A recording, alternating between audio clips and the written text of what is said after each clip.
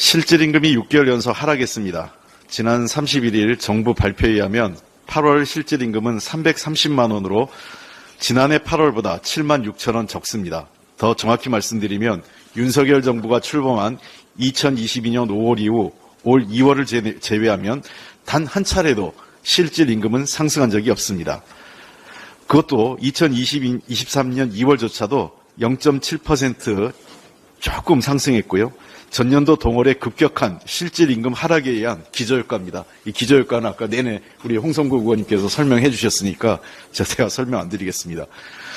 윤석열 정부 출범 이후 최장기간 실질임금이 이렇게 하락하고 있는데 이게 이렇게 계속 하락하는 것은 2011년 고용노동부 조사 이래 최악의 마이너스 기록입니다. 역대 어느 정부에서도 찾아볼 수 없는 최악의 기록입니다. 실질임금 연속 하락은 저임금 노동자의 생활 수준을 저하시킵니다. 분배지표 악화, 노동시장 이중구조 심화로 귀결될 가능성이 큽니다. 대환경에 의한 고유가, 고물가를 감안하더라도 일하는 국민의 실질임금 보장을 위해 정부가 어떤 노력도 하지 않았다는 평가는 피하기 어렵습니다. 고물가 영향으로 실질임금은 지속적인 하락세가 예상됩니다. 그러나 정부의 내년도 예산 어디에도 국민의 실질임금 감소에 대한 생활비 경감 조치는 보이지 않습니다.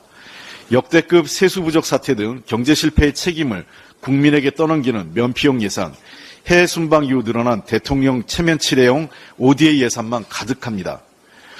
윤석열 대통령이 어제 서울 마포구 한 카페에서 비상경제 민생회를 열고 재정을 더 늘리면 물가 때문에 서민들이 죽는다며 정부의 긴축재정 필요성을 강조했습니다. 저는 깜짝 놀랐습니다. 정부의 재정 늘리는 게 인플레로 연결되는 것은 경제 규모가 아주 작은 개도국 같은 나라의 얘기지 통상적으로 재정보다는 금융에 의해서 화폐 통화량이 인플레이션에 직접적인 영향을 미치는 것이 우리나라 경제 규모 이상 대개 OECD 국가에 들어간 나라들의 일반적인 패턴입니다. 이게 제 얘기가 아니라요.